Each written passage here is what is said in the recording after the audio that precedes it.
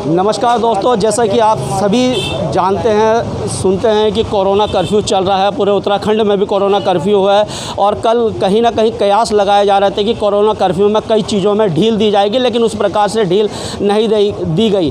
विभिन्न राज्यों में विभिन्न चीज़ों से कोरोना कर्फ्यू हटाया गया, लेकिन उत्तराखंड में कोरोना कर्फ्यू को जस का तस रखा गया। सिर्फ और सिर्फ स्टेशनरी और किताबों की दुकानों को 1 जून के लिए 8 बजे से 1 बजे तक के लिए खोला गया है। आज मैं रेलवे स्टेशन कोटद्वार में हूँ, जो कि अपने व्यापार के लिए प्रसिद्ध है और बहुत पुराना ये बाज़ार है। सबसे पहले तो ये बाज़ार दिखाइए प्लीज़ कि किस प्रकार से, देखिए बहुत पुराना बाज़ार है और यहाँ से बहुत पुराना यहाँ पर से व्यापार होता था और आज कहीं ना कहीं ये बिल्कुल सुनसान है। उस प्रकार की यहाँ पर रौनक नहीं है जिस प्रकार की रौनक होती थी और व्यापारियों को बहुत ज़्यादा समस्याएँ हैं। क्या कुछ समस्याएँ व्यापारियों के साथ है, आइए जानने की मैं कोशिश करता हूँ। कुछ व्यापारी मेरे साथ हैं। सर, क्या नाम है आपका?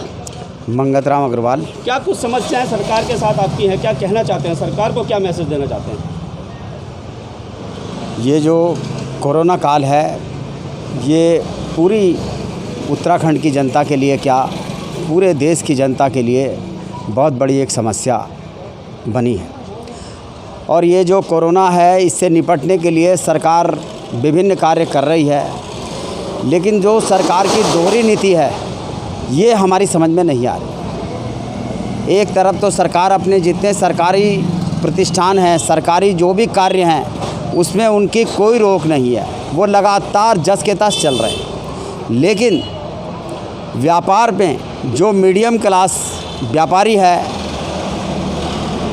उसके लिए सबसे बड़ी समस्या बनी है। कोई कॉस्मेटिक का व्यापारी है, कोई जूतों का व्यापारी है, कोई और इलेक्ट्रॉनिक्स का है, कोई विभिन्न प्रकार के व्यापारी जो हैं वो अपनी समस्याओं से जूझ रहे हैं। छोटा व्यापारी कहीं ना कहीं छोटा व्यापारी अपनी समस्याओं से जूझ रहा है। सरकार ना तो उसको कोई ऐसी सुविधा दे रही है जैसे उसके पास बैंक का लोन है। सब जितने व्यापारी हैं सबके ऊपर बैंक का लोन है। अब लोन पे सरकार ने कोई ब्याज माफ़ नहीं कर रखा। तो मेरा एक तो सरकार से अनुरोध है कि उस पर जितने भी इस वक्त कोरोना काल में जो 3 माह का ब्याज है उसको ख़त्म किया जाए। बिजली के बिल 3 माह के माफ़ किए जाएं, पानी के बिल 3 माह के माफ़ किए जाएं, हाउस टैक्स 3 माह का माफ़ किया जाए। सरकारी जितने भी हमारे जो ये बिलिंग्स जाते हैं जिस प्रकार के, ये सब 3 महीने के लिए सारी जनता को इसकी छूट दी जाए। पिछले साल लॉकडाउन लगा था, क्या माफ़ किए गए थे? पिछले साल लॉकडाउन लगा था, कोई माफ़ी नहीं मिली और पेनल्टी जो है व्यापारियों पे और सब पे लगाई गई पेनल्टी। इससे बड़ा दुर्भाग्य हमको हमारे सामने आ रहा है और जनता की सरकार की जो दोहरी नीति है इसका हम घोर विरोध करते हैं। सरकार की दोहरी नीति का घोर विरोध करते हैं और जिस प्रकार से छोटा व्यापारी है उसके पास बैंक का कर्जा भी है, लेकिन सरकार की कोई ऐसी स्कीम नहीं रहती कि उनका बैंक का कर्जा ही माफ़ किया जाए या उनका बिजली पानी का बिल जो माफ़ किया जाए। कुछ ऐसे सरकार की कोई भी ऐसी नीति नहीं है। आप कोरोना कर्फ्यू की बात ज़रूर कह रहे हैं, लेकिन जो समस्याएँ छोटे व्यापारियों के साथ आ रही है उसकी तरफ कहीं भी आपका ध्यान नहीं जा रहा है। एक और व्यापारी मेरे साथ है, युवा व्यापारी मेरे साथ, उनसे बात करने की कोशिश करूँगा। सर, क्या नाम है आपका? तिलक राज भाटिया। क्या कुछ समस्याएँ सर व्यापारियों को आ रही है इस समय? समस्याएं तो सारी समस्याएं हैं इस समय। ना तो हमारी व्यापार खुल रहा है और ना गवर्नमेंट हमारे को कोई सहायता कर रही है। सिर्फ सब्जी और राशन की जहाँ दुकानों पे भीड़ हो रही है वहाँ कोरोना नहीं फैल रहा है क्या?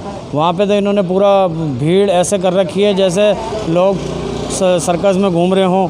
और मैं गवर्नमेंट से ये कहना चाहता हूँ कि जिनके छोटे बच्चे आज स्कूलों में पढ़ रहे हैं और प्रिंसिपल उनको कह रहा है कि हमारे को 3 महीने की पूरी फ़ीस दी जाए, 4 महीने की। और मुझे शिक्षा मंत्री जी से यही अनुरोध करना है कि हम छोटे व्यापारियों की जितने हैं उनकी बच्चों की सारी स्कूल फ़ीस वगैरह माफ़ कराई जाए। यही अनुरोध है सरकार से। धन्यवाद। छोटा व्यापारी, आपको मैं बता दूं दोस्तों कि जिस प्रकार से शाम के समय चाउमीन के जो ठेले लगते थे और जो चाट के जो ठेले लगते थे और जो दूसरी चीज़ें थी वो बिल्कुल इस समय ख़त्म हो चुकी है और उनके साथ बहुत सारी समस्याएं। सबसे बड़ी जो समस्या है बैंक का लोन जिस प्रकार से देना होता है और साथ ही साथ बिजली पानी का जो बिल देना होता है, व्यापारियों के साथ ये मुख्य समस्या हैं और इस समस्या की तरफ कभी भी कोई भी सरकार ध्यान नहीं देती। पिछले साल लॉकडाउन रहा और पिछले साल लॉकडाउन के बाद व्यापारियों का काम बिल्कुल चौपट हो गया। खासकर जो छोटे व्यापारी होते हैं उनका खास काम पूरा चौपट हो गया था, लेकिन सरकार ने कोई भी राहत उनको नहीं दी, किसी भी चीज़ में उनको छूट नहीं दी। तो यह एक गंभीर समस्या है, क्योंकि व्यापारी हमारे देश की रीढ़ है।